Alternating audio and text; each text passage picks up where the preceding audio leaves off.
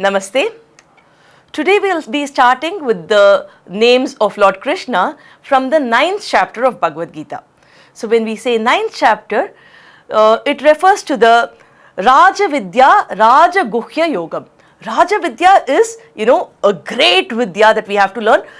Raja Guhyam means something which needs to be protected in a kingly fashion. So it's a very, very important chapter where Krishna reveals a lot of secret, protectable information to Arjuna. Now, here we'll be dealing with a sloka which has two very important names. One is Bhutabhavanah, the other is Bhutabrit. Before we go into the details of this, it's a key thing for us to understand that these two names appear within the first 10 names of Sahasranama. Both Bhutabrit and Bhutabhavana are used, and both the Acharyas, Sri Adi Shankara as well as Parasara Bhatta, have explained that Bhutabhavana refers to the growth of the creature. So let's get into the details. Bhuta means anything that is created. So what do we mean by creation? For example, when a child is born, the parents, we could likely say, have created that child. But who created the parents? Now, who created those parents? So if we keep going up the ladder, everything will end up with Lord Krishna being the cause of all the causes. So he is the Bhutabhavana, the creator of everything in this universe, the one who nourishes everybody, and the Bhutabrit would refer to the one who on whom everything dwells. So he is the person on whom every other thing dwells. So when we understand everything, we earlier saw that Lord Krishna is the Antaryami. He resides in every person, and all of us are a Sarira who reside in his body, right? Now in this sloka, Krishna says that I don't reside in everyone and nobody is my Sarira. So what does Krishna actually mean? This sloka comes in the 9th chapter, 5th sloka. So what does Krishna actually mean by this? So we'll have to explore it. Let's go into the sloka. Nacha matsthani bhutani pashyame yogamaishwaram bhuta brinnacha bhutasto mamatma bhuta bhavanaha. So in this sloka, we have to understand a very, very deep concept. Swami Ramanuja has explained this concept, in a way that we all can understand. Now imagine a pot filled with water. Now the pot actually holds the water. So Lord Krishna says, that is not the way I hold the universe, I hold the created beings. So do not understand me in this way. So how are we to understand? He says, the pot is actually required in order to hold the water, but for me, I don't need any physical thing like that. It is my sankalpa which is capable of holding everything in its place. So let's imagine the ocean. How does the ocean be where it is? Why is it not overflowing? Why is it not getting dried up? It is because of the sankalpam of Lord Krishna. How do the clouds get created? How does the wind go around? How is wind contained? Is it contained anywhere? How does all this happen? We see the sun, we see the moon. Everything is there in its place. The planets don't seem to clash with each other. How is all this possible? All this is because of the sankalpa of Lord Krishna. Now think about ourselves. We have a Sariram, we have an Atma. Now this Atma is very powerful. It can take care of the Sariram, with all its means. It is intelligent, it is got a lot of wonderful qualities. But still, the Atma is dependent on Sariram for a few things. Now let's just say that a person does not eat for a month. Will he be able to survive? If he does not even drink water, will he be able to survive?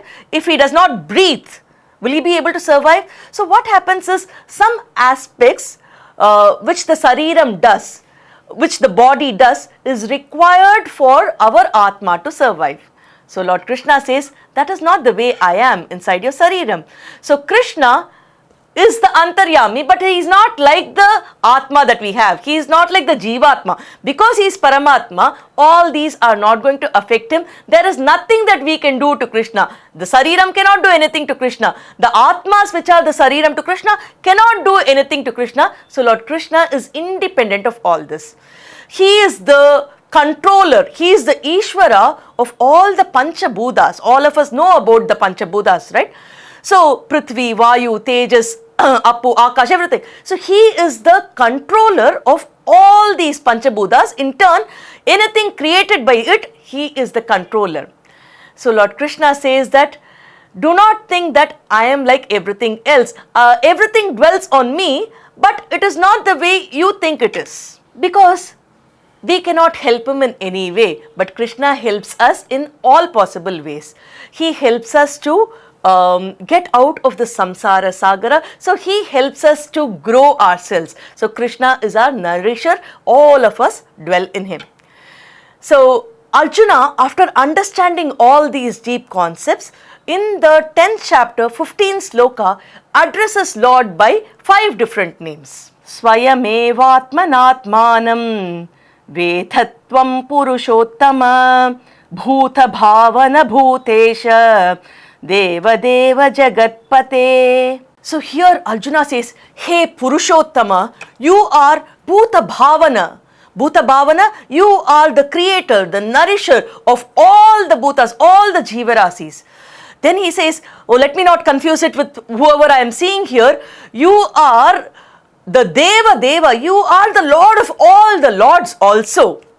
And then he says, Jagatpati, not just the Lord of Lords, you are the Lord of the entire universe, you are Purushottama.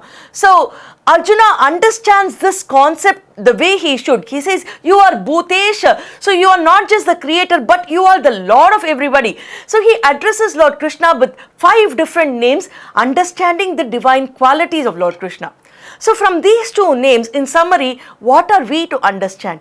We have to understand that the Lord, just by his sankalpa, just by, thinking about it, creates the entire universe. He creates all the living beings. He not just creates us, he nourishes all of us, he sustains all of us, and all of us actually dwell in him. We become his sarira, we all dwell in him. But this is not the way we usually visualize in this world, because he is not affected by any of these things. Because he is not affected by any of these things, he is equal to everybody. He is like a mirror. He takes care of everybody equally. And this is such a great Kalyana Guna. And all the planets, everything that we see in this universe do not collide with each other. Everything remains in its place. Everything works the way he has instructed everything to be. So we have to understand the greatness of this creation.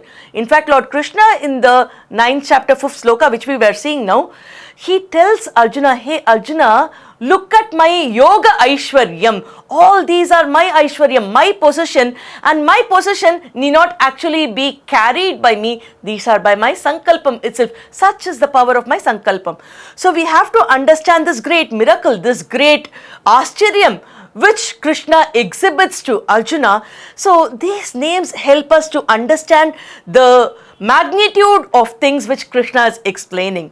Therefore, let's remember Lord Krishna. There is nothing that we can do to him. If we tell Krishna, hey Krishna, you give me this and I'll give you that, it's like a barter system. It's trading something with Krishna, but Krishna is not going to be happy with anything that we trade for.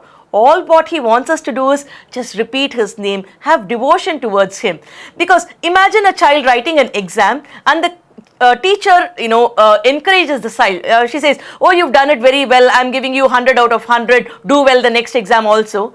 Is there any benefit for the teacher by all this encouragement? Nothing, right? If the child studies well and takes the right path, the child is going to be benefited. So also when we recite Lord's name, when we have devotion, when we go in the right path, it is going to help us go to the next level. So Krishna is not going to gain anything by that. But he says, look, I'll be very happy if you do all this. Why is he telling all that? Just to guide us in the right path, in the right direction. So there is nothing whatsoever we can ever do to Lord Krishna. All we have to do is just surrender to him, be of servitude to Lord Krishna. Remember the great names of Bhutabhavanah, Bhuta, Brit, all the help that he does, all his auspicious qualities. So remembering thus, for every breath that we do, let's repeat Lord Krishna's names and be blessed. Madhava Achyuta Krishna Hare Rishikesha Keshava Govinda Vasudeva